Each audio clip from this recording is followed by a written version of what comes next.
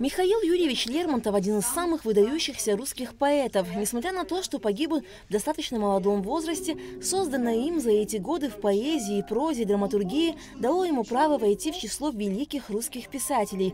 Его творчество получило отклик в искусстве, живописи, театре, кинематографе, оказало огромное влияние на писателей и поэтов не только российских, но и мировых. В память о Лермонтове в Государственной республиканской библиотеке для молодежи прошел творческий вечер. Что такие мероприятия являются одной из главных направлений нашей работы.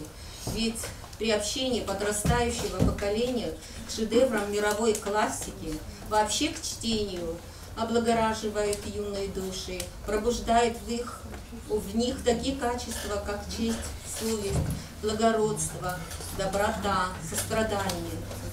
В молодежь необходимо вкладывать знания. Члены литературного кружка «Живое слово» при Сухумской средней школе номер 3 читали стихи Лермонтова и отрывки из его произведений. Ужель теперь совсем меня не любишь ты? О, если так, то небо не сравняю с этой землей. Где жизнь мочу мою? Пускай на него женства я не знаю. По крайней мере, я люблю. Белеет парус одинокий в тумане в море голубом. Что ищет он в стране далекой? Что кинул он в краю родном? Играют волны, ветер стрижет, а мачта гнется и скрипит. Ярчайший поэт, драматург, прозаик Михаил Лермонтов написал около 400 стихотворений, 25 поэм, 7 повестей и 5 драм. Но также он блестяще писал картины и зарисовки. Поэзию Лермонтова изучают во всех образовательных учреждениях. Первое произведение Лермонтова прошли в 5 классе. Это было «Бородино». Мы его учили, оно мне очень понравилось.